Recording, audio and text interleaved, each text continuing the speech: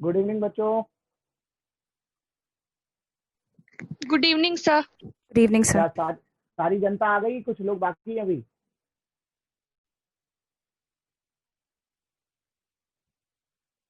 हम लोग फ्रिक्शन पढ़ रहे थे, याद है किसी को ये बात? बताओ भाई। हाँ, यस सर। बढ़िया बढ़िया। तो पुरानी बातें याद है तो हम लोग आगे बढ़ते हैं। आज हम लोग तुम्हें सिखाएंगे, ये ब्लॉक के ऊपर एक स्पेशल केस सिखाने जा रहे हैं। आज स्पेशल केस कराएंगे, कल इसके बेस खूब सारे न्यूमेरिकल कराएंगे फ्रिक्शन के बेस। आपका टॉपिक फ्रिक्शन फिनिश हो जाएगा। देखो देखो चक्कर क्या होता है। फ्रिक्शन का काम होता है अपोज करना, ठीक है ना। लेकिन जब ब्लॉक के ऊपर ब्लॉक रखा होता है तो ये सपोर्ट भी करने लग जाता है। तो देखो फ्रिक्शन ड्रॉ करने का तरीका क्या होता है। जैसे मान लीजिए एक सरफेस है ये, ठीक है, ये सरफेस है, ठीक है, इस पर कोई फ्रिक्शन नहीं। मैंने कहा इसका फ्रिक्शन कोफिशिएंट 0 है। इसके ऊपर ये एक ब्लॉक रखा है M1 और ये रफ है, ठीक। मान लो इसका फ्रिक्शन कोफिशिएंट वही है। और इसके ऊपर एक दूसरा ब्लॉक रखा है M2। बढ़िया। तो देखो होता क्या है। अब हम लोग अभी फोर्स ड्रॉ करना सीख रहे हैं, कैसे फोर्स ड्रॉ किया जाता है। तो देखो करना क्या है, ये हमने बना दिया M1, ये बना दिया M2, फ्रिक्शन कोफिशिएंट हो गया म्यू, और सरफेस पे कोई फ्रिक्शन नहीं। बढ़िया, फ्रिक्शन कोफिशिएंट 0। तो हम सिखा रहे हैं यदि किसी बॉडी पर आप फोर्स लगा के खींचते हैं, जैसे आप इसको आगे खींचेंगे, समझिएगा, तो ये इसके ऊपर रखा हुआ ब्लॉक को पता लगेगा ये तो आगे जा रहा है, तो ये इसको अपोज करेगा। समझे? जैसे ये आगे जा रहा है तो ये इसको क्या करेगा, फ्रिक्शन का काम है मोशन को अपोज करना। तो ये मोशन को अपोज करेगा तो इस पर फ्रिक्शन कहाँ लगेगा, पीछे की तरफ। समझ रहे? अच्छा, होता क्या है, ये ब्लॉक इसके ऊपर रखा हुआ है। तो अब होता क्या है कि जब ये आगे जाने लग जाता है तो ये पीछे छूटने लग जाता है। कौन? M2। जैसे आपने इसको तो खींचा नहीं, आप इसको खींच रहे हैं, तो जैसे आप इसको आगे खींचना शुरू करते हैं तो ये पीछे छूटना शुरू करता है। तो जैसे पीछे छूटना शुरू करता है तो इस पर फ्रिक्शन आगे की ओर लगने लग जाता है। ऐसा ये क्या है, मतलब तुम्हें हम शॉर्टकट में सिखाएं। यदि आप किसी बॉडी को खींचेंगे, जिस बॉडी को आप खींचेंगे उस पर तो फ्रिक्शन अपोज करता है और उसकी काउंटर बॉडी पर सपोर्ट करता है, और जिस तरफ मोशन है उसी तरफ सपोर्ट करता है। जरा सोचो, जैसे मेरे हाथ के ऊपर मार्कर रखा, अब बताओ मैं अपना हाथ आगे बढ़ा रहा हूँ कि मार्कर आगे बढ़ा रहा हूँ? बताओ। हाथ आगे बढ़ा रहा हूँ, लेकिन तब भी फ्रिक्शन तो आगे, मतलब अब मार्कर भी तो आगे जा रहा है। इसका मतलब नहीं तो टेक्निकली ये होना चाहिए कि मेरा हाथ आगे बढ़ जाना चाहिए, इसको पीछे जाना चाहिए।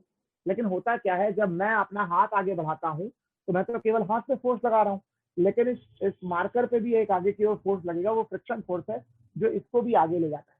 यदि मैं बहुत तेजी से अपना हाथ आगे ले जाऊं तो ऐसा भी हो सकता है मार्कर छूट भी जाए। तो कहने का मतलब ये होता है कि ये एक शॉर्टकट स्टाइल, ज्यादा लंबा थ्योरी समझने में आए, सिर्फ कंसेप्ट न्यूमेरिकली समझ लो। जिस बॉडी पर फोर्स लगाएंगे उस पर फ्रिक्शन अपोज करेगा और उसकी काउंटर बॉडी पर सपोर्ट करेगा। ठीक है, ये मेरा ऑफिशियल स्टेटमेंट है। जिस बॉडी पर फोर्स लगाएंगे, ये अपने शब्दों में बनाता हूं लेकिन यही तुम्हारे लिए न्यूमेरिकल में बहुत काम आएगा। जिस बॉडी पर फोर्स लगाते हैं, जिस बॉडी पर फोर्स अप्लाई करेंगे उस पर फ्रिक्शन अपोज करेगा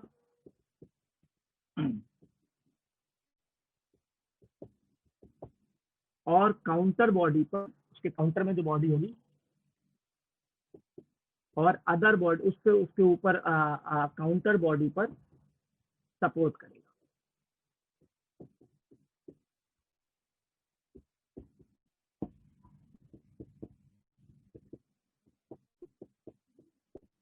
ठीक, जिस बॉडी पर फोर्स लगाते हैं उस पर फ्रिक्शन अपोज करेगा, उसके काउंटर बॉडी पर सपोर्ट करेगा। अब जब ये बॉडी में मोशन शुरू हो रहा है तो फ्रिक्शन जो लगता है वो लिंपिंग फ्रिक्शन लगता है, म्यू इनटू एन। कोई मुझे बता सकता है यहाँ नॉर्मल रिएक्शन कितना होगा?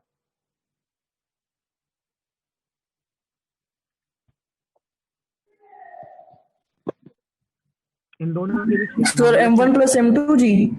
देखो M1 + M2 जी, यदि यहाँ पर फ्रिक्शन होता है तो पूछते, यदि यहाँ का नॉर्मल, देखो नॉर्मल का मतलब होता है, नॉर्मल रिएक्शन का मतलब होता है दबाव। यदि मैं तुमसे नॉर्मल रिएक्शन यहाँ पर पूछूं तो ये दोनों मिलकर दबा रहे होंगे इसको, तो इस सरफेस पे नॉर्मल रिएक्शन पूछूं तो तुम्हें M1 + M2G मिलेगा। लेकिन मैं तुमसे इस सरफेस पे नॉर्मल रिएक्शन पूछ रहा हूँ, इस सरफेस को केवल कौन दबा रहा है? M2। मतलब जिस भी सरफेस पे नॉर्मल रिएक्शन पूछा जाए उस सरफेस को देखो कितना फोर्स दबा रहा है। यदि मैं इस सरफेस पे तुमसे नॉर्मल रिएक्शन पूछता तो इस सरफेस पे M1 और M2 दोनों मिलकर दबा रहे हैं, तो नॉर्मल रिएक्शन M1 + M2G होता है। लेकिन क्या हमें यहाँ का नॉर्मल रिएक्शन चाहिए? No sir. हमें तो इस सरफेस पे चाहिए। तो इस सरफेस को नीचे वाला मास दबाएगा कि ऊपर वाला मास दबाएगा? सर ऊपर वाला। ऊपर वाला ऊपर वाला मास। ना। ऊपर तो ये वाला जो दबाएगा। हाँ M2, तो ये M2G इसको दबाएगा और जितने फोर्स से दबाएगा वो सबका सब क्या मिलेगा? Normal reaction. तो यहाँ नॉर्मल रिएक्शन की वैल्यू M2G होगा, इसका फ्रिक्शन μM2G है। ठीक है, कभी और थोड़ा और समझाते हैं, मतलब थोड़ा सा बिगनिंग है और थोड़ा फ्रिक्शन का थोड़ा हाई लेवल का कंटेंट रहता है, थोड़ा सा अच्छा माना जाता है, इज्जतदार, तो थोड़ा सा। लेकिन पहले नॉर्मल रिएक्शन अच्छे से सीख लो। जरा सीखो मैं क्या सिखाना चाहता हूँ। देखो मान लीजिए एक रफ सरफेस है ये, और यहाँ पर केवल एक मास M1 रखा है, तो ये M1 मास अपने वेट के कारण सरफेस को दबाएगा, जितने फोर्स से दबाएगा वो सबका सब इसको क्या मिल जाएगा? Normal reaction M1G। अब मान लीजिए ये मास M1 है, इसके ऊपर M2 है, यहाँ भी रफ सरफेस है, तो मैं बताना चाहता हूँ कि आपको यहाँ पे नॉर्मल रिएक्शन चाहिए इस सरफेस पे, तो किसी सरफेस को उसके ऊपर रखा हुआ मास जितने फोर्स से दबाता है वो सब का सब वहां नॉर्मल रिएक्शन बनाता है। यदि आपको यहाँ पर नॉर्मल रिएक्शन चाहिए तो इस सरफेस के ऊपर ये जो M2 मास रखा है, ये सरफेस को M2G फोर्स से दबाएगा, तो ये सब का सब आपको नॉर्मल रिएक्शन के रूप में मिल जाएगा। यदि आपको यहाँ पर नॉर्मल रिएक्शन चाहिए तो इस सरफेस को ये दोनों मिलकर दबाएंगे, तो आपको नॉर्मल रिएक्शन M1 + M2G मिल जाएगा। क्या ये तरीका सबको क्लियर हुआ? Yes clear. Very good. तो दो कंसेप्ट है, एक तो आपको नॉर्मल रिएक्शन निकालना आना चाहिए, दूसरा ये जिस बॉडी पर फोर्स लगाते हैं उस पर फ्रिक्शन अपोज करता है और काउंटर बॉडी पर सपोर्ट करता है। समझिएगा कैसे करते हैं।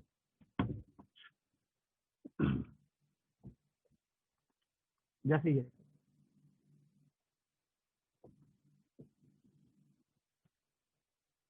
मान लो ये M1 मास है, ये M2 मास है,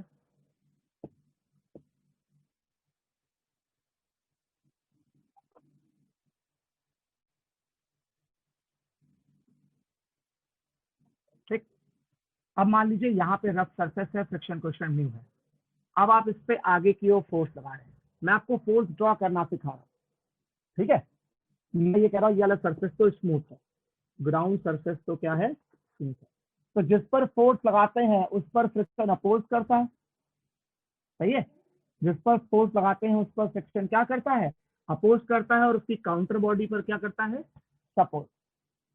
ये फ्रिक्शन ड्रॉ करने का तरीका समझ में आया सबको? देखो बड़ी इंटरेस्टिंग सी बात है, कभी मतलब तुम्हें अलग अलग हम डायग्राम बनाए तो केवल M2 की बात करें तो तुम्हारे दिमाग में ये तो पता हो कि M2 पर एक फोर्स कैपिटल F आगे लग रहा है और इस पर ये लिमिटिंग फ्रिक्शन कहाँ लग रहा है? पीछे। लेकिन M1 पर केवल एक ही फोर्स लग रहा है जो इसको आगे ले जाने की कोशिश कर रहा है, लिमिटिंग फ्रिक्शन। ठीक, मैंने इस पूरे को अलग अलग ब्रेक कर दिया कि आपको समझ में आना चाहिए कहाँ क्या डायग्राम है। कभी कभी क्या होता है, जब ग्राउंड में भी फ्रिक्शन होता है। अब मान लीजिए ग्राउंड में भी फ्रिक्शन हो, चलो एक स्टेप बनाते हैं।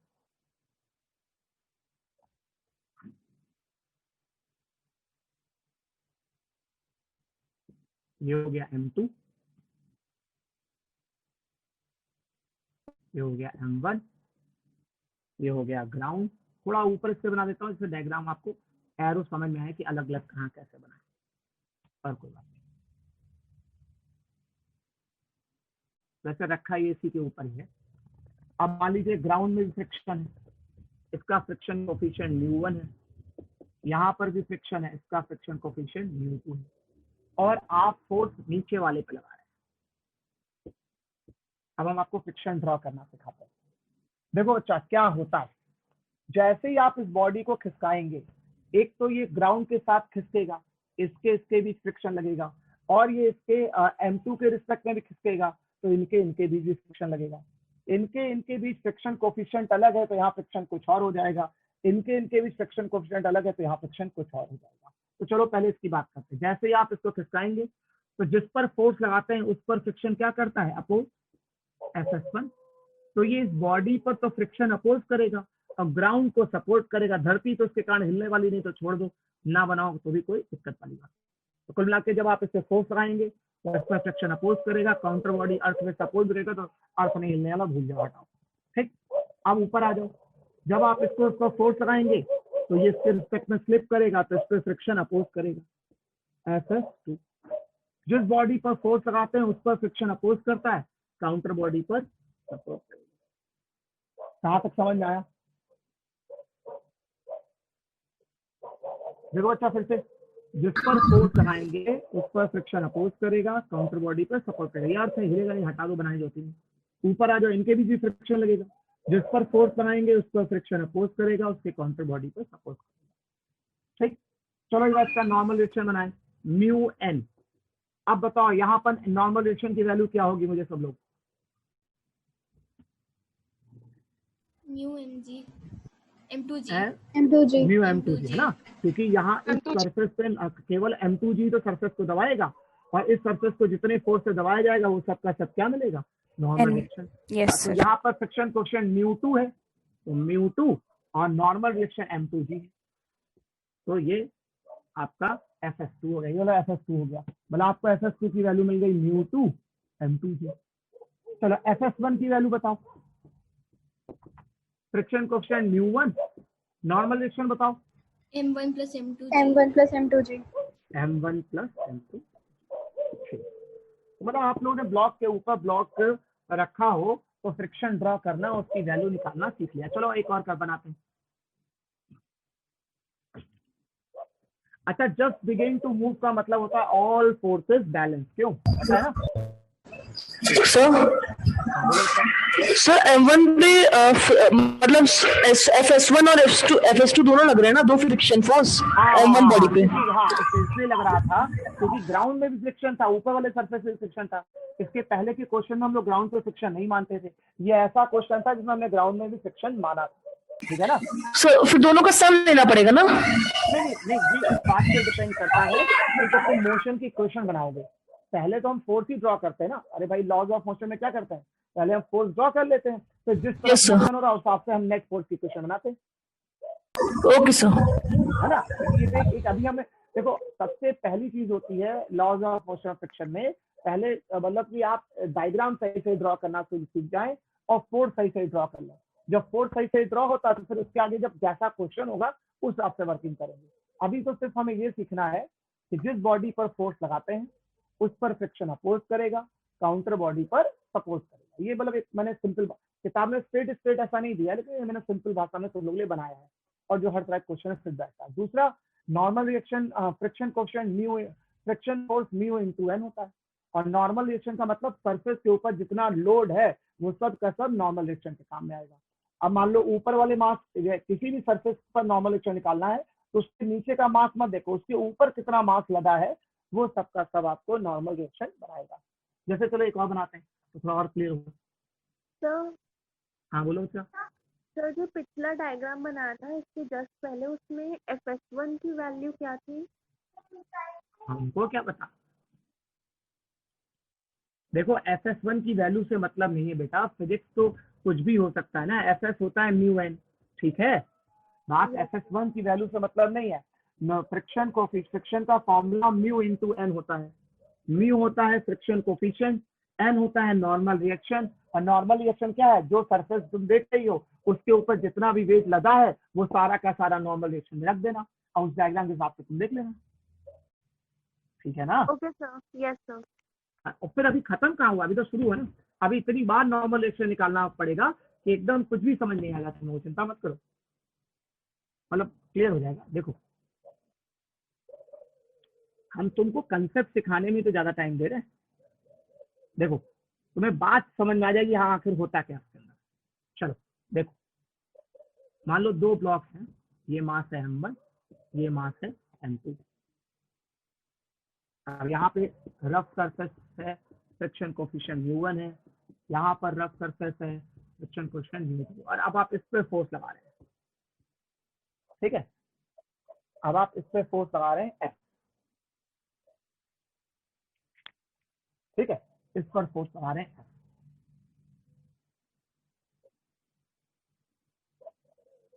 तो देखो होता क्या है, जिस बॉडी पर फोर्स लगाते हैं उस पर तो फ्रिक्शन क्या करता है, अपोज F(S1). सबसे पहले जब जिस पर फोर्स लगाओ सबसे पहले वही तो भागेगा। अरे बताओ भाई, उसका नाम F(S2) है ना। Yes sir. तो जिसके सबसे पहले आप मान लीजिए आप ऊपर वाले फोर्स लगा रहे हैं, तो जिस पर फोर्स लगाएंगे उस पर फ्रिक्शन अपोज करेगा, और काउंटर बॉडी पर क्या करेगा, सपोर्ट। तो इस पे F(S2) अपोज करेगा, काउंटर बॉडी सपोर्ट करेगा। तो अब ये जो ये वाला ब्लॉक है वो किसके कारण आगे जाएगा, कैपिटल F के कारण कि F(S2) के कारण? FS2 के कारण। सिर्फ F(S2) के कारण। हाँ बस बस। तो जैसे ही इस F(S2) के कारण ये आगे जाना चाहेगा तो फिर ये धरती अर्थ के रिस्पेक्ट में मोशन में आएगा। जैसे ही अर्थ के रिस्पेक्ट में मोशन आएगा तो अर्थ भी इसको फ्रिक्शन देगा। तो अर्थ के बीच फ्रिक्शन कोएफिशिएंट कितना है, μ1। तो अब इस पर भाई ये बहुत अब यदि फोर्स अप्लाइड की बात करो तो यही तो फोर्स अप्लाइड हो गया। इस ब्लॉक पर फोर्स अप्लाइड का काम F(S2) करेगा। तो इस F(S2) फोर्स कारण जैसे ही ब्लॉक आगे जाना चाहेगा तो अर्थ के रिस्पेक्ट में ये मोशन शुरू करेगा, क्योंकि सबसे पहले तो मोशन हमने इसमें कराया। अब जब ये अर्थ के रिस्पेक्ट में मोशन शुरू करेगा तो इस पर तो फ्रिक्शन अपोज करेगा, और यहाँ फ्रिक्शन कोएफिशिएंट u1 वाला है, तो यहाँ F(S1) कह दो। काउंटर बॉडी पे सपोर्ट करे तो अर्थ पे बनाने की जरूरत ही नहीं। तो ये आपके लिए हो गया, मतलब समझना चाहो तो m2 वाले पर दो फोर्स लगेंगे, एक जो तुम फोर्स अप्लाई कर रहे हो और एक फ्रिक्शन F(S2). ठीक, ये m2 के लिए हो गया। m1 वाले पर भी दो फोर्स लगेंगे, जिसमें F(S2) आगे लगेगा जो इसको आगे बढ़ाने में सहयोग देगा, और F(S1) इसको अपोज करेगा। आगे जब न्यूमेरिकल सॉल्व करना होगा तो ये सब आपको समझ में आएगा कि अपोजिट डायरेक्शन में तो सबट्रैक्ट करना है, तो वो सब एक क्वेश्चन बनाने में समझ में आ जाएगा। अभी तो सिर्फ हम आपको ड्रॉ करना सिखा रहे हैं कि क्वेश्चन बनाने में आसानी रहे। तो कुल ला के अरे तुम 3 ब्लॉक ले लो, चाहे जितने ब्लॉक ले लो, लेकिन सब में अप्रोच वही लगाओगे। क्या अप्रोच लगाओगे बताओ? जिस पर फोर्स लगाएंगे उस पर फ्रिक्शन क्या करेगा, अपोज। काउंटर बॉडी पर क्या करेगा, सपोर्ट। चलो एक और बनाते हैं, बनाए 3 ब्लॉक का बनाते हैं। ऐसे यहाँ पे जरूरत नहीं पड़ेगी नीट लेवल पर, लेकिन बट ऐसे ही थोड़ा प्रैक्टिस के लिए देखते हैं।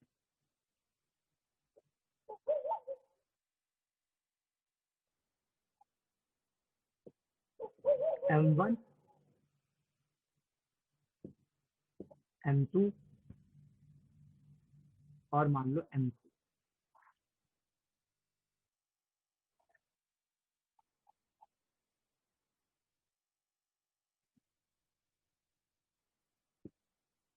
ठीक, मान लो यहाँ पर फ्रिक्शन कोएफिशिएंट μ1, यहाँ पर μ2 और यहाँ पर μ3। अब तुम बताओ m1 पे फोर्स लगाए कि m2 पे फोर्स लगाए कि m3 पे फोर्स लगाए, किस पे फोर्स लगाए बताओ? जिस पे पसंद हो उस पे लगा दें। आम जनता की क्या राय है? Sir M1। m1 पे फोर्स, चलो ठीक है, जब तुम लोग जो पसंद हो वो करें भाई। तो कस्टमर्स की जो है डिमांड पर m1 पे हम लोग फोर्स लगाते हैं F। चलो देखो, तो मतलब हम लोग अभी कोई क्वेश्चन नहीं सॉल्व कर रहे हैं, we are just discussing way of solving.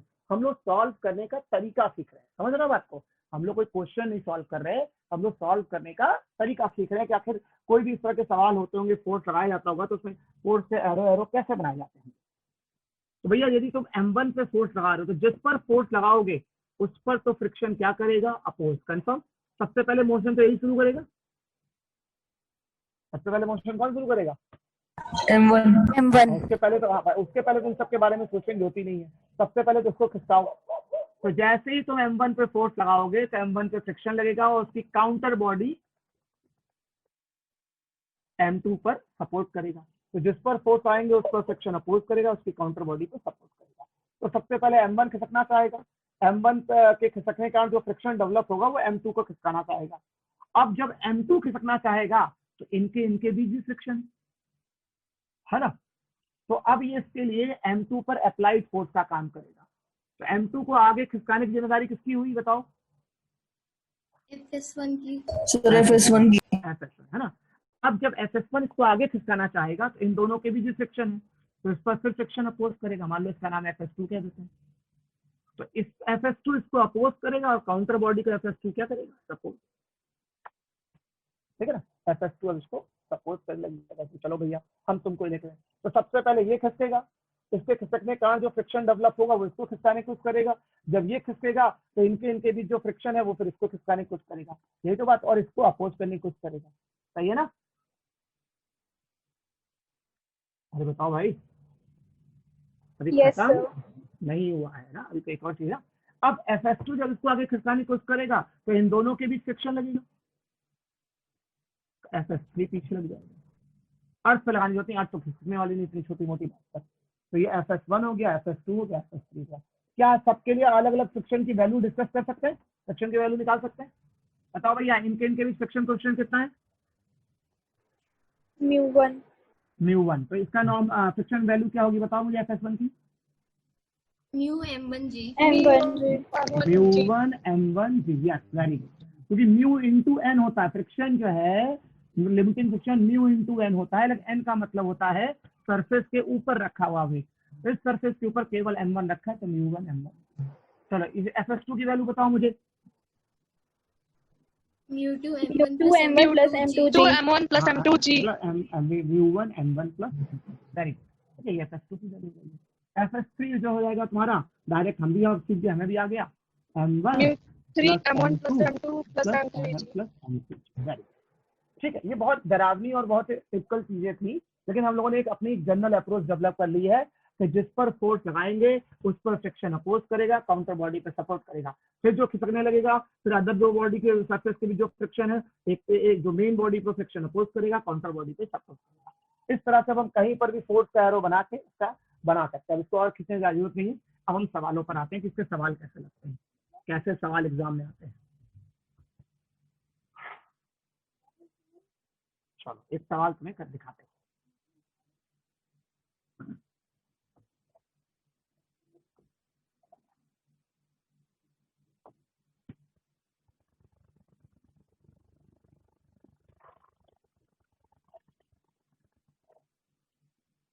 ये एक ब्लॉक है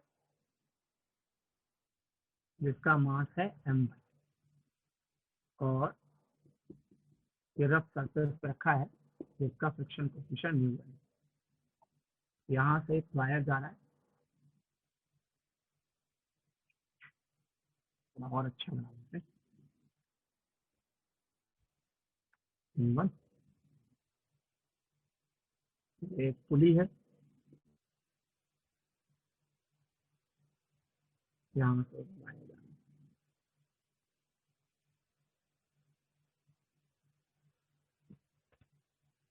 और इसके ऊपर भी एक ब्लॉक रखा है। चलो इसको भी थोड़ा बड़ा बना देते हैं, समझने के लिए आसान रहेगा, नहीं तो लगेगा फ्रिक्शन ही नहीं लग रहा है।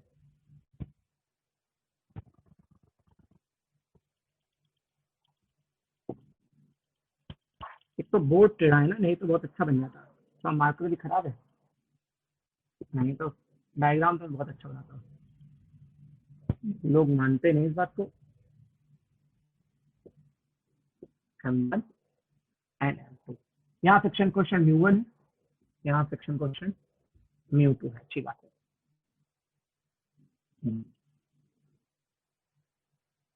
और आप यहाँ पर फोर्स F लगा रहे हैं। ठीक है, ये फोर्स F लगा रहे हैं कुछ इस तरह से। ये आपका अब आपसे एग्जाम में सवाल जो पूछा था, value of F for that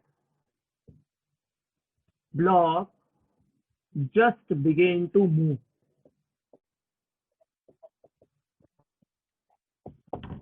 ठीक है, देखो बच्चा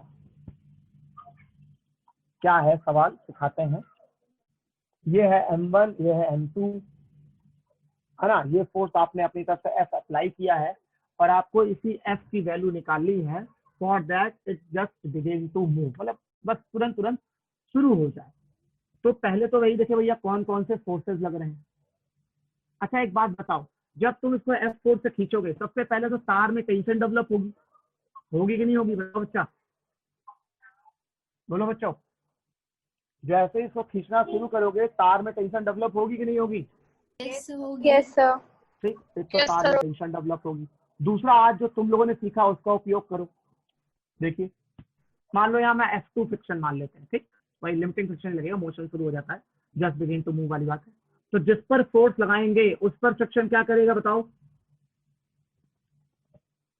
जिस पर फोर्स Oppose करेगा। अपोज करेगा। तो FS2 तो क्या करेगा? अपोज। और काउंटर बॉडी पर क्या करेगा? सपोर्ट। सपोर्ट करेगा। तो इस पे FS2 आगे लग गया। बढ़िया हो गया। अब क्या होगा, है ना? अब इधर इसके नीचे आ जाओ। अब क्या होगा, जब हम इस पे खींचेंगे तो ये आगे जाएगा और ये पीछे जाना चाहेगा, है ना? नहीं आएगा। जब ये पीछे जाना चाहेगा, भाई ये फोर्स अप्लाइड फोर्स है, नहीं ये अप्लाइड फोर्स है, तो इसके पास ताकत ज्यादा है, इस पे तो कोई फोर्स लग नहीं रहा, तो सारी की सारी बॉडी की जाने की टेंडेंसी आगे की तरफ होगी। M2 के आगे जाने की टेंडेंसी होगी, तो उसकी किधर की जाने की टेंडेंसी होगी? M1 की। बताओ, M2 को आगे जाने की टेंडेंसी होगी तो M1 में किधर जाने की टेंडेंसी होगी? अरे धागे से जुड़ा है ना, पीछे यदि जाएगा। M1 है ना पीछे की तरफ जाएगा, Yes, तो यदि M1 पीछे जाना चाहेगा तो इसमें फ्रिक्शन कहाँ लगेगा? आगे की ओर। आगे की ओर। आगे की ओर, FS1। अब ये बॉडी, जो बॉडी जा रही, जिस बॉडी पर फोर्स लगाता है उस पर तो फ्रिक्शन अपोज करेगा, काउंटर बॉडी पे सपोर्ट भी जाए, अर्थ से कोई मतलब नहीं है। तो ये आपके इक्वेशन ड्रॉ हो गए, मतलब ये आपके सारे फोर्सेस ड्रॉ गए। फिर से देख लो मैंने फोर्स कैसे ड्रॉ करे। आपसे पूछा था इस बॉडी पर कितना फोर्स आए कि body just begin to move हो जाए, मतलब जस्ट मोशन शुरू हो जाए। तो भैया हमने माना इस पे हम F फोर्स लगा रहे हैं। जैसे ही F फोर्स आएंगे, पहली बात तो वायर में टेंशन डेवलप होगी। टेंशन हमेशा पॉइंट ऑफ सस्पेंशन से बाहर की तरफ लगती है। टेंशन पॉइंट ऑफ सस्पेंशन से बाहर की तरफ लगती है। अब जब आप F फोर्स से इसको खींचेंगे तो इस पर फ्रिक्शन क्या करेगा? अपोज। और काउंटर बॉडी को क्या करेगा? सपोर्ट। ठीक, लेकिन जाहिर सी बात है ये अप्लाइड फोर्स ज्यादा है तभी तो मोशन शुरू हो पा रहा है, लिमिटिंग से ज्यादा तो होगा ही है, या लिमिटिंग के आसपास तो पहुंच ही गया होगा, है ना? तो ये F फोर्स जब इसको खींचना शुरू करेगा तो इस बॉडी में पीछे की ओर आने की टेंडेंसी होगी, तो इस पर फ्रिक्शन आगे की ओर लगेगा। FS1। FS2 तो अपनी तरफ से नेचुरली लग रहा है। कहाँ तक समझ में आया तुम लोगों को?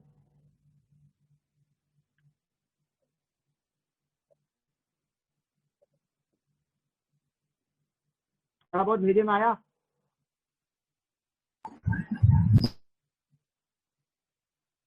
सर हाँ बोलो।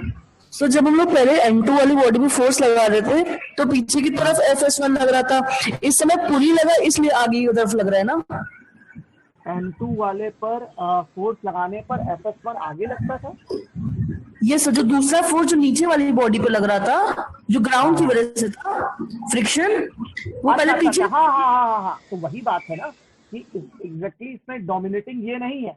यदि FS2 डोमिनेटिंग होता तो बॉडी, भाई देखो फ्रिक्शन की, ये जो फ्रिक्शन की डायरेक्शन है वो किससे डिसाइड हो रही है? इससे डिसाइड हो रही है कि ऊपर वाले से डिसाइड हो रही है? सर ऊपर वाले से। ऊपर वाले से, ठीक है। हाँ, तो ऊपर वाले से ही डिसाइड हो रही है। अब इससे तो ये फ्रिक्शन तो डिसाइड हो गया, इसके बारे में नहीं सोचना। अब हमें इनके भी फ्रिक्शन के बारे में सोचना है। तो हमें ये सोचना है कि जो फ्रिक्शन की डायरेक्शन मोशन की डायरेक्शन की टेंडेंसी पे डिपेंड करती है कि बॉडी किस तरफ मोशन करना चाहती है। तो हमको समझना है कि ये तो पुली से जुड़ा हुआ है। यदि हम इसको खींचेंगे तो बॉडी में पीछे से आने की टेंडेंसी होगी, होगी कि नहीं होगी? Yes sir. भाई यदि ये तो पुली ना लगी होती तब तो ये वाली टेंडेंसी हट जाती, तो केवल FS2 को आगे ले जाना चाहता, तब तुम कहते ये वाला फ्रिक्शन पीछे लगेगा।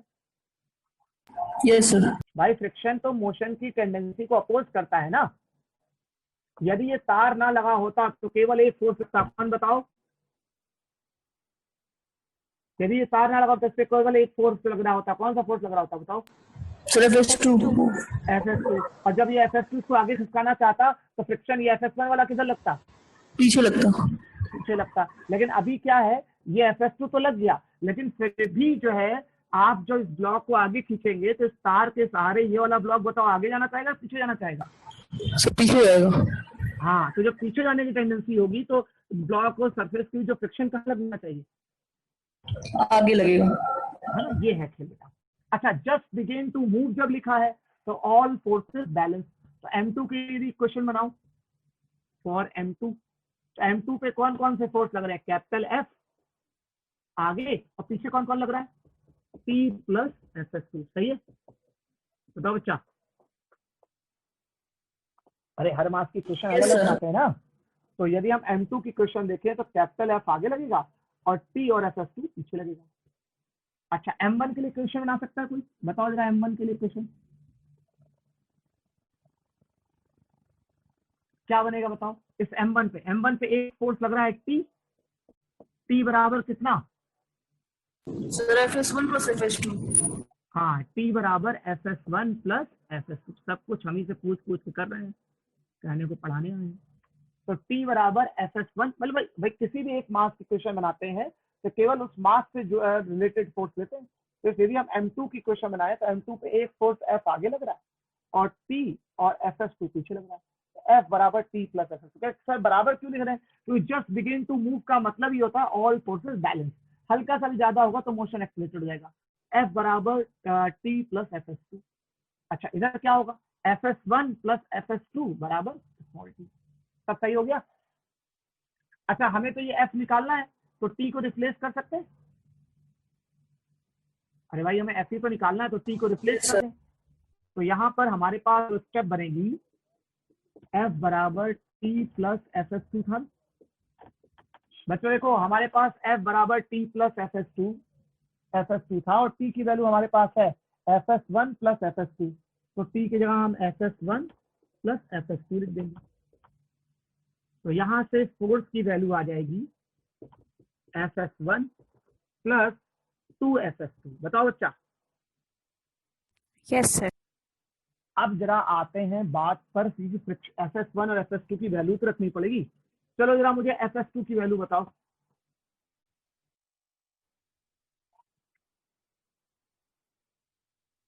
FS2 की वैल्यू बताओ। Sir, mu1 n1. अरे FS2 पे इन दोनों Sir, सरफेस के बीच mu2. लग रहा है और इनके बीच फ्रिक्शन कोएफिशिएंट μ2 है और इसके ऊपर रखा हुआ मास M2 है, तो mu2 μ2 m2. M2G होगा। सही है, बताओ भैया। Yes, sir. या FS1 की वैल्यू बताओ। mu1 m1 plus m2 भाई इनके बीच फ्रिक्शन कोएफिशिएंट μ1 है, तो μ1 m1 plus m2g. M2G होगा। ये आपका FS1 होगा। ठीक है, अब चलो डिजाइन में पुट करते हैं। तो FS1 की बात रखो, तो FS1 देगा μ1 M1 प्लस M2G। FS2 की बात रखो तो μ2 M2G। तो ये आपके पास एक F की वैल्यू बन के तैयार हो गई। लोग कल कभी एग्जाम में स्कूल में सिंप्लीफाई करने के लिए M2G को एक साथ कर लेते हैं, वो सब अपनी नोटिस क्वेश्चन के ऑप्शन के हिसाब से कर सकते हैं, लेकिन ये आपका F का स्टेप बन गया। कभी कभी क्या होता है, यही सवाल चेंज कर सकता है, सेम यही डायग्राम होगा और इस कैपिटल F को इसके नीचे लगा देगा। इसके बाद तुम लोग एक सेकेंड देख लो, तो उसका सेम यही सवाल बनाऊंगा, उसमें फोर्स नीचे लगा दूंगा, फिर देखते हैं इसकी वैल्यू क्या आती है। ये सिर्फ आपके कंसेप्ट की प्रैक्टिस के लिए। जीवन में सवाल तो कुछ भी बन सकता है, लेकिन वर्किंग अप्रोच यही रहेगी।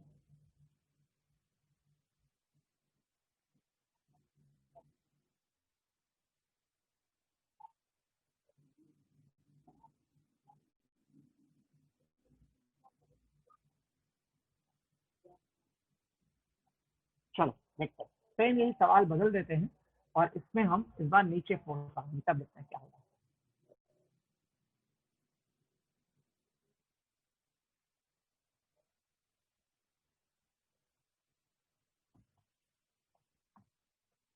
हम मिटा देते हैं।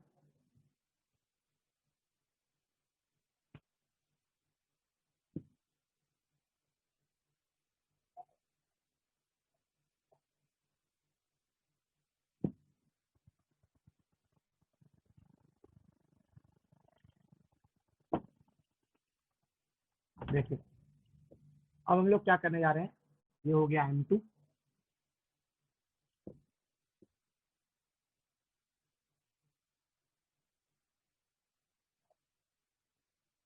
और ये हो गया M1,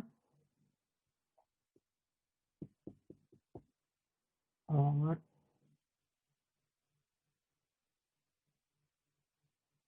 यहाँ पे फ्रिक्शन कोएफिशिएंट वही पुराना μ2, यहाँ पर फ्रिक्शन कोएफिशिएंट μ1। पिछली बार हम लोग ऊपर फोर्स आया था नीचे फोर्स आया था बच्चों? पिछली बार किधर फोर्स आया था, ऊपर वाले पे नीचे वाले पे? सर ऊपर वाले पे। चलो अब नीचे वाले पे। ठीक है, सेम वही सवाल, बस थोड़ा सा स्टाइल हम लोग बदल दी। बस भाई हमें कंसेप्ट और अप्रोच की प्रैक्टिस करनी है। Value of F for that. अब इसका एक वैरायटी का और सवाल है, उसका जो इसका नेक्स्ट लेक्चर पे आप हो पाएगा, जिसमें होता है फॉर, मतलब वो ज्यादा आता है कि for which condition both will move together, तो नेक्स्ट लेक्चर में सिखाते बनेगा। चलो या देखो, आज तो हम इसका बेसिक कंसेप्ट ही सीख पाए, देखिएगा कल इसकी और अच्छी प्रैक्टिस कर लेंगे।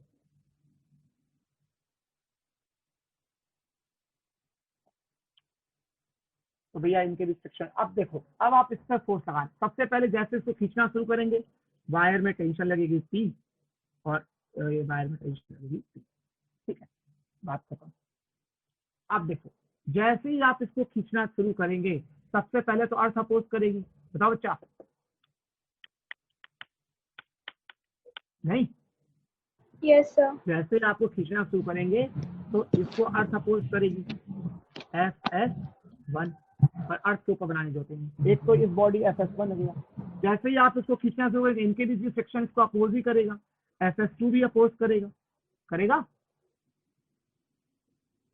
अरे जिस पर आपने फोर्स लगा दिया उसको तो फ्रिक्शन अपोज ही करना है, क्योंकि वो तो चाहता ही नहीं मोशन किसी भी लेवल पर हो। तो जैसे आप खींचेंगे तो इस पे भी फ्रिक्शन अपोज करेगा, जैसे खींचेंगे इनके भी फ्रिक्शन अपोज करेगा, इस FS2 अपोज करेगा। ठीक है, अब जैसे इसको अपोज करेगा तब भी आप इसको आगे खींच रहे हैं, ये आगे खींच रहे हैं, तो ये कहाँ जाना चाहेगा? पीछे। बताओ M2 कहाँ जाना चाहेगा? पीछे। तो फिर फ्रिक्शन इसको कहाँ खींचेगा? आगे की तरफ। ये अब ऐसे जानते हो, जिस पर फोर्स लगाते हैं उस पर फ्रिक्शन अपोज करता है, काउंटर बॉडी पर सपोर्ट करता है। जिस तरह से समझना चाहो, आपने इस ब्लॉक को यदि खींचा तो इससे जुड़े हुए तार के कारण ये ब्लॉक पीछे की ओर जाना चाहेगा, तो इस पर फ्रिक्शन तो आगे ही लगना है। सारे फोर्स के डायग्राम क्लियर हो गए? फिर तो देख लो बेटा, जैसे ही तुम इस पर फोर्स लगा के खींचोगे तो इस पर फ्रिक्शन अपोज करेगा, काउंटर बॉडी को सपोर्ट भी करना चाहेगा, तो कोई मतलब नहीं, अर्थ है। इसको आगे खींचोगे तो इस पर फ्रिक्शन अपोज करेगा, काउंटर बॉडी पे सपोर्ट करेगा, वायर में टेंशन हो ही जाएगी। ये डायरेक्शन दूसरे तरीके से समझ सकते हो, जब आप इस ब्लॉक को खींचोगे तो ये तार जुड़ा है, ये इसको पीछे ले जाने की कोशिश करेगा, तो इस पर फ्रिक्शन आगे तो लगना ही था। क्या क्लियर हुआ थोड़ा बहुत? Yes sir. अच्छा बताओ, M2 की क्वेश्चन बना सकते हैं? मुझे बताओ भाई, फॉर M2 हर मास की क्वेश्चन हम लोग बनाते हैं। M2 की question, just begin to move है ना, ऑल फोर्सेस बैलेंस। M2 की क्वेश्चन बनाओ, क्या होगी?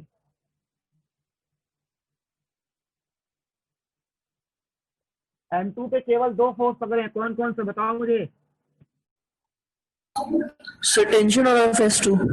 हाँ, एक तो ये T लग रहा है और एक FS2, और ये सब तो, ये FS2, ये वाला FS2, ये टेंशन, ये FS1, ये सब तो बेचारे M1 पे लग रहे हैं, ये सब तो M1 है। M2 पे वाकई केवल ये एक टेंशन, भाई M2 से जुड़ा हुआ तो केवल दो ही फोर्स है ना, एक T और ये एक FS2, तो T बराबर FS2, बात खत्म, प्रॉब्लम सॉल्व। चलो M1 के लिए क्वेश्चन बताओ।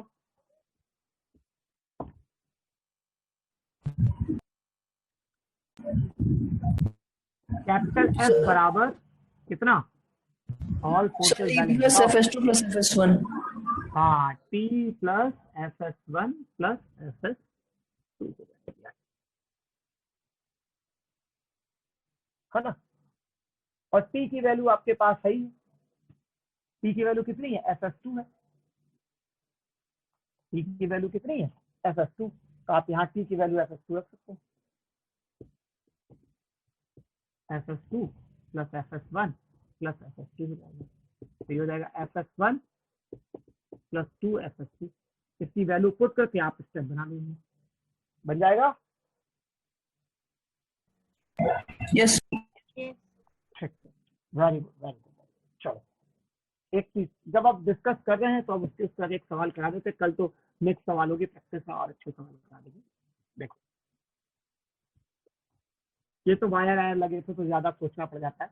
कुछ सवाल ऐसे आते हैं जिसमें ये होता है, आपसे पूछता है कि जैसे आपने इसके ऊपर ही मार्कर रख दिया, ठीक है, तो होता क्या है कि हम इस मार्कर को मतलब ये जो डस्टर है उस डस्टर को हम आगे खींचते हैं तो ये मार्कर पीछे छूट जा रहा है, लेकिन बहुत धीरे धीरे चलाएं तो ये साथ साथ चलता है। तो कभी कभी ये एग्जाम में क्वेश्चन आता है कि कितने फोर्स के लिए both body will move together. देखो कंडीशन क्या था, आपसे जानना चाहता है value of F so that both will move together।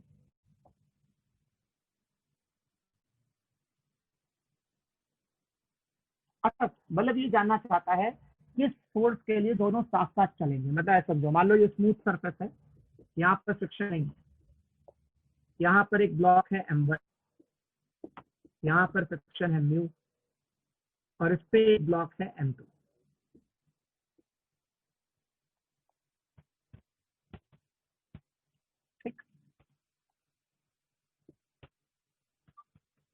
ये ब्लॉक हो गया M1, ये हो गया M2, ये हो गया फ्रिक्शन कोएफिशिएंट 0।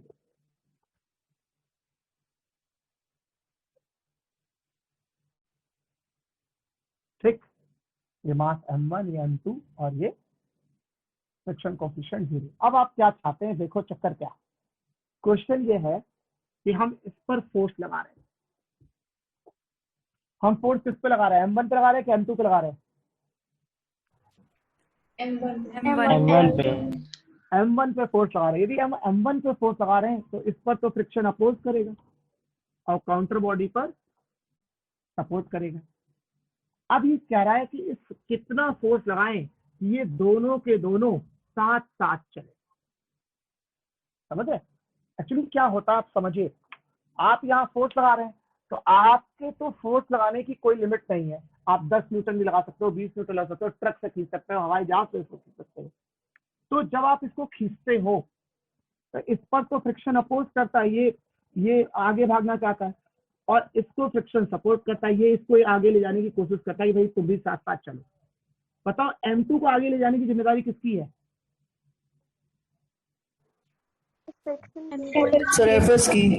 एफएस की।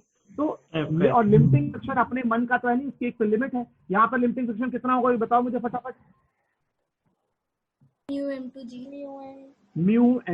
इससे ज्यादा तो नहीं हो सकता ना? क्या हो सकता है इससे ज्यादा? No sir.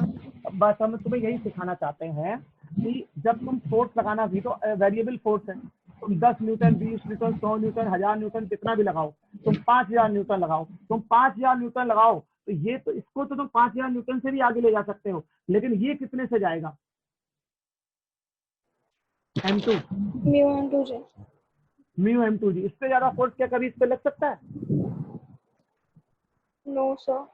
हाँ, तो ये हम तुम्हें सिखाना चाहते हैं कि जैसे एक छोटा बच्चा दौड़ रहा हो और एक बड़ा बच्चा दौड़ रहा हो और दोनों को कहा जाए साथ साथ दौड़ो, तो बताओ एडजस्ट किसको करना पड़ेगा? बड़े वाले को। हाँ ना, क्योंकि बड़े की तो लिमिट है, वो कितनी भी तेज दौड़ सकता है, लेकिन यदि उसे छोटे वाले के साथ साथ चलना है तो अपनी की स्पीड को या अपनी वैल्यू को कम करना होगा।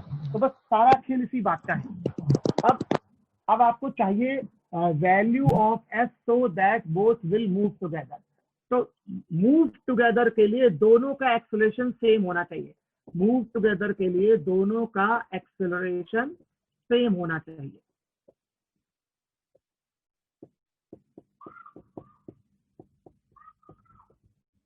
लेकिन अब कौन सा एक्सेलरेशन? एक एक्सेलरेशन तो यहां से भी निकल सकता है, एफ में से एफ घटाकर, और एक एक्सेलरेशन। तो हम क्या करते हैं, जब भी आपसे कंडीशन पूछे कि किस कंडीशन पे साथ साथ चलेंगे, तो साथ साथ चलने का मतलब दोनों का एक्सेलरेशन सेम होना चाहिए, और एक्सेलरेशन उसका निकालेंगे जिस पर फोर्स नहीं लग रहा है। क्या बोला मैंने? एक्सेलरेशन हम उसका निकालेंगे जिस पर फोर्स नहीं लग रहा है, क्योंकि जिस पर फोर्स लग रहा है वो तो किसी भी एक्सेलरेशन से चल सकता है, लेकिन जिस पर फोर्स नहीं लग रहा उसकी तो अपनी एक लिमिट है ना। बोलो बच्चा। Yes, अब आप इसको कितने भी एक्सेलरेशन से चला डालो, लेकिन फ्रिक्शन मान लो इसको 3 मीटर पर सेकंड स्क्वायर से चला रहा होगा, तो 3 मीटर पर सेकंड स्क्वायर के ज्यादा एक्सेलरेशन से नहीं चल सकता। मान लो फ्रिक्शन इसको 3 मीटर पर सेकंड स्क्वायर का एक्सेलरेशन दे पा रहा होगा, तो आपको यहाँ इतना ही फोर्स लगाना चाहिए जिससे इसमें कितना डेवलप हो, 3 ही डेवलप हो, 3 से ज्यादा इसमें डेवलप ना हो। दोनों का एक्सेलरेशन सेम होगा तो साथ साथ चलेगा। सारी बात हटाओ, पहले छोटी सिंपल भाषा में बोलते हैं जो कोड वर्ड है। क्या, जब भी आपको ऐसा कंडीशन आए कि ये दोनों साथ साथ चले, तो साथ साथ चलने का मतलब पहली बात क्या होना चाहिए बताओ? एक्सेलरेशन दोनों का क्या होना चाहिए बताओ? सेम होना चाहिए। सेम होना चाहिए, सबसे बड़ी बात। दोनों का एक्सेलरेशन सेम होगा तभी मामला बढ़ेगा। और अब ये बात है कि कौन सा एक्सेलरेशन, तो हम ये बात है कि एक्सेलरेशन कौन सा लेंगे? जिस पर फोर्स नहीं लगा रहे हैं, जिस पर फोर्स नहीं लगा रहे हैं, तो इसमें फोर्स लगा रहे हैं उसके तो एक्सेलरेशन की कोई लिमिट नहीं है। सबसे कम वाला एक्सेलरेशन उसमें डेवलप होगा जो फ्रिक्शन डेवलप कर रहा है। जिस पर फोर्स नहीं लगा रहे हैं वो एक्सेलरेशन वैल्यू लेंगे। ये दो वर्किंग अप्रोच है। मतलब आप क्या करेंगे, जिस पर फोर्स नहीं लगा, आप फ्रिक्शन आप फोर्स किस पर नहीं लगा रहे हैं बताइए? M2 पर, उस पर केवल फ्रिक्शन फोर्स लग रहा है, तो हम उस पर उसका एक्सेलरेशन निकालेंगे। जिस पर फोर्स नहीं लगा रहे हैं वो एक्सेलरेशन निकालेंगे, और वही एक्सेलरेशन हम किसको दे देंगे बताओ? M1 को। ठीक, तो हम पहले M2 की इक्वेशन बनाएं। Fs बराबर M2a लिख देंगे। बोलो बच्चा, अरे Fs एक फोर्स है, मान लो इस फोर्स ने एक्सेलरेशन डेवलप किया a, ठीक है? अरे फोर्स को मास इनटू एक्सेलरेशन लिख सकते हैं, लिख सकते हैं, बताओ बच्चा? Yes, sir. और Fs की वैल्यू है कितनी हमारे पास? Mu M2G. तो यहाँ म्यू M2G लिख दो। तो यहाँ से M2 क्या हो जाएगा? कैंसिल। एक्सेलरेशन की वैल्यू आ गई। एक्सेलरेशन कितनी आ गई बताओ? बताइए म्यू जी। तो यहाँ पर ये जो फ्रिक्शन है उस पर ये म्यू जी एक्सेलरेशन डेवलप करेगा। और यदि फ्रिक्शन इसको म्यू जी के एक्सेलरेशन से चला सकता है, तो ये जो ब्लॉक है वो भी इसको म्यू जी के एक्सेलरेशन से ही चलना पड़ेगा। किसको? M1 को। क्यों? Yes sir. अच्छा बताओ, M1 पे नेट फोर्स का स्टेप बना सकते हो? ये कैपिटल F कहाँ लग रहा है बताओ? आगे। ये फ्रिक्शन कहाँ लग रहा है? पीछे। बराबर नेट फोर्स क्या होगा? Mass into acceleration M1a। गलत हो गया क्या? अरे भाई, इसकी इक्वेशन लगाना चाहो तो क्या बनाओगे बताओ? F माइनस Fs, यही तो बनाओगे। F माइनस Fs बराबर नेट फोर्स। नेट फोर्स क्या होगा? मास इनटू एक्सेलरेशन, और एक्सेलरेशन यही वाला दे देंगे। कौन सा? जो एक्सेलरेशन ऊपर वाले के पास है। F माइनस Fs की वैल्यू हमारे पास है म्यू M2G, और एक्सेलरेशन हम लोग निकाल चुके हैं। एक्सेलरेशन कितना है? Mu G. ये F म्यू M2G उधर चला जाएगा। F की वैल्यू म्यू ये जाएगा, नहीं म्यू M2G ना, Fs म्यू M2G ना, तो ये म्यू M2G उधर चला जाएगा। Mu M2G plus mu M1G। यहाँ F बराबर हो जाएगा म्यू M1 प्लस M2G। ये फोर्स हो जाएगा। तो सर पता नहीं क्या पढ़ा दिए, देख लो, फिर हम इसको एक सवाल में कराते हैं तो थोड़ा और अच्छा समझ में आएगा। ये तो बस ऐसे करके दिखाया है, अभी एक सवाल कराते हैं तो थोड़ा समझ जाओगे। अभी इसको रिवाइज भी करा देते हैं।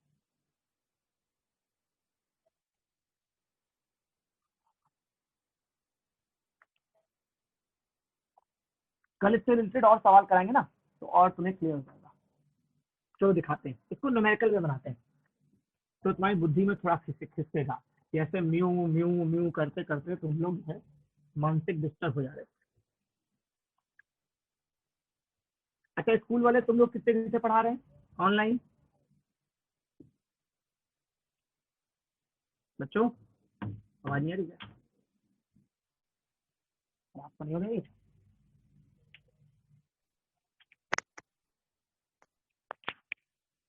आवाज आ रही है? Yes, sir. यस बढ़िया बढ़िया। अच्छा, तुम्हारे स्कूल वाले कितने घंटे पढ़ा रहे तुम लोगों को? 2 घंटा, 3 घंटा, 4 घंटा, 5 घंटा, क्या घंटा पढ़ रहे हो स्कूल से? तो 3 घंटे की क्लासेस होती हैं अरे बहुत है मेरे और स्कूल में। कितना, 3 घंटा इधर, 3 घंटा हम लोग। अरे सही है सर, तो बहुत है। 4-6 घंटा तो तुम्हें मोबाइल चलाने की मिल जा रहा, और क्या चाहिए? तो 2-3 घंटा नेटफ्लिक्स, बस बहुत है, जीवन आगे बढ़ गया। मैं तो इतनी जो है हॉलीवुड वाली पिक्चर और एक्शन और सुपर हीरो वाली पिक्चर देख लेना, रात भर सपने में जो लगता है कि सुपर पावर आ गई मेरे को। देखो आदत खराब हुई है। देखो बच्चा, मान लो एक ब्लॉक है, इसका मास है 6 kg, ठीक है। फ्रिक्शन कोफिशिएंट है 0.2,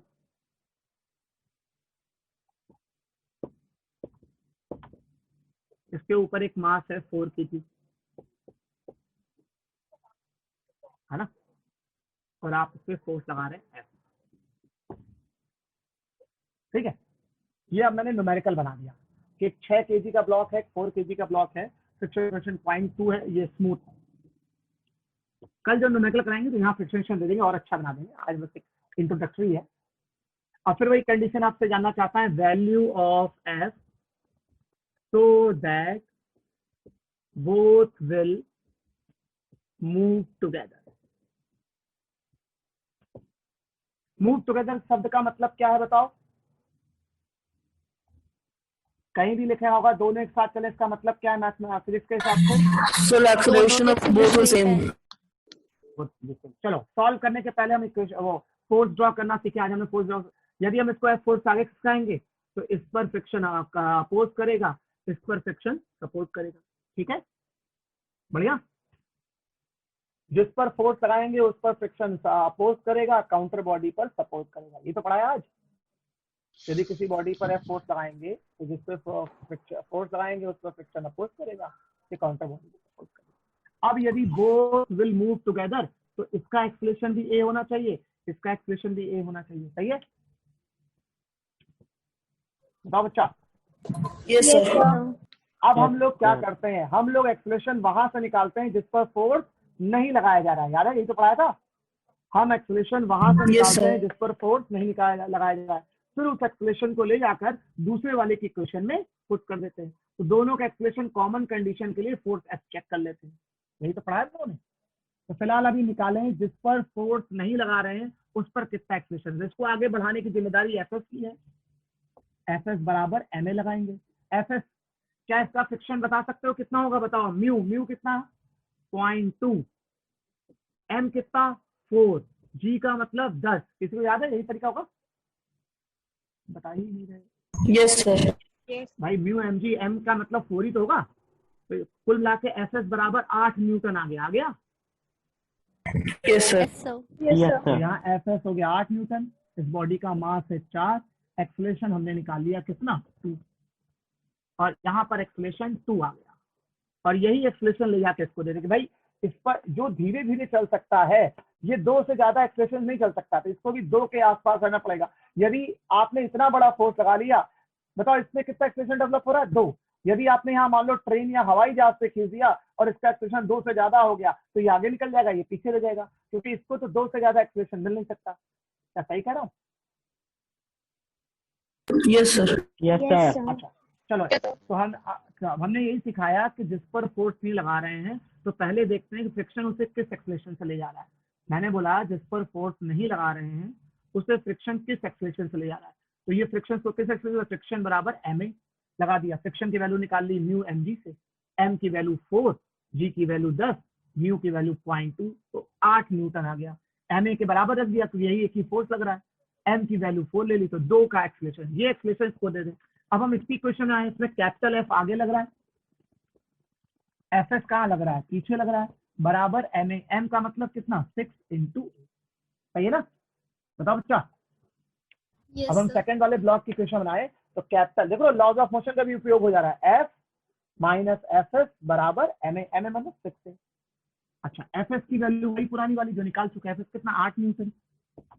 ए की value 2, F minus 8 plus 12 F equal to 12 प्लस 8 20 न्यूटन का फोर्स लगना चाहिए। कोई परेशानी? No. और आप इतनी मेहनत किए, लेकिन आज हमने अभी फॉर्मूला भी तो डेवलप किया था, इसी न्यूमेरिकल में था, उसमें M1 था, M2 था, नीचे फोर्स लग रहा था, mu M1 plus M2G answer आया था। याद है किसी को भी? अभी फटाक से सॉल्व किया था जो हम लोगों ने। तो चाहो तो डायरेक्ट फॉर्मूला भी लगा सकते हैं। म्यू की वैल्यू कितनी थी? 0.2।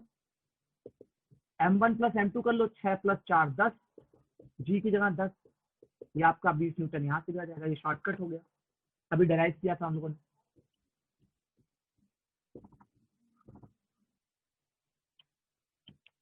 मतलब मेरा कहने का मतलब, हम नहीं कह रहे तुम फॉर्मूला बार बार याद करो, तुम तो जो है मेरे से बेसिक अप्रोच सीखो कि क्वेश्चन यदि बोलता है both block will move together, तो एक बात समझ में आई कि दोनों का एक्सेलरेशन सेम होगा, पहली बात। दूसरी बात यह कि एक्सेलरेशन सेम होना चाहिए, लेकिन कौन सा एक्सेलरेशन सेम होना चाहिए? जिस पर फोर्स लगा रहे हैं उससे एक्सेलरेशन नहीं, जिस पर फोर्स नहीं लगा रहे हैं उस पर फ्रिक्शन इसको कितना एक्सेलरेशन दे रहा है, वो वाला एक्सेलरेशन सेम होना चाहिए। फिर से सुनो मैं क्या बोल रहा हूँ, जिस पर फोर्स नहीं लगा रहे हैं उसको फ्रिक्शन कितना एक्सेलरेशन दे रहा है, वो वाला एक्सेलरेशन सेम होना चाहिए। तो हम पहले फ्रिक्शन जिस पर लग रहा है वो वाला एक्सेलरेशन निकालते हैं। तो Fs बराबर ma लगा दिया हमने, Fs बराबर ma, m बराबर 4a, Fs की वैल्यू म्यू mg से निकालो तो m की वैल्यू 4, g की वैल्यू 10, म्यू की वैल्यू 0.2, तो ये अपना 8 न्यूटन आ गया। 8 न्यूटन से इसको आगे खींचा जा रहा तो इसको 4a के बराबर हो गया, एक्सेलरेशन 2 आ गया। तो जिस पर फोर्स नहीं लगा रहे हैं उसे फ्रिक्शन के एक्सेलरेशन चला रहा है, वो वाला एक्सेलरेशन ही हम मेन बॉडी को दे देंगे जिस पर फोर्स लग रहा है। अब इस पर नेट फोर्स का क्वेश्चन हो तो F माइनस Fs बराबर ma, F माइनस Fs बराबर 6 हो जाएगा। F माइनस Fs का मतलब 8 न्यूटन का लिमिटिंग फ्रिक्शन लग रहा है, 8 बराबर 6, F माइनस Fs बराबर 6 है, लिमिटिंग फ्रिक्शन 8, a की वैल्यू 2 हो जाएगी, 6 2 जा 12 हो जाएगा, 8 उधर चलेगा, 12 8 20 आ जाएगा। आज हम लोगों ने जो वर्किंग करी थी M1 M2 लेके, तब ये फॉर्मूला आया था म्यू M1 प्लस M2G, उससे भी आंसर 20 निकला है। ये भी उसी अप्रोच से निकला था। कुछ थोड़ी बहुत बात भेजे में आई बच्चों? Yes sir. कल हम लोग क्या करेंगे, ये 2 ब्लॉक सिस्टम का ही थोड़ा सा और अपग्रेड करेंगे। जैसे अभी हमने 2 ब्लॉक M1 M2 लिए, तो नीचे वाले पे फोर्स लगा रहे हैं, अब हम ऊपर वाले में फोर्स लगा के देखेंगे कि किस कंडीशन पे वो साथ साथ चलेगा। और 1-2 सवाल वैरायटी कल हम लोग जो है ये फ्रिक्शन फोर्स को फिनिशिंग करेंगे अच्छे से सीखेंगे। ठीक है, आज आपका रफ स्केच इसका डेवलप हो गया, कल हम लोग इसकी बढ़िया फंक्शन करेंगे। ठीक है, कल मिलते हैं। गुड बाय बच्चों।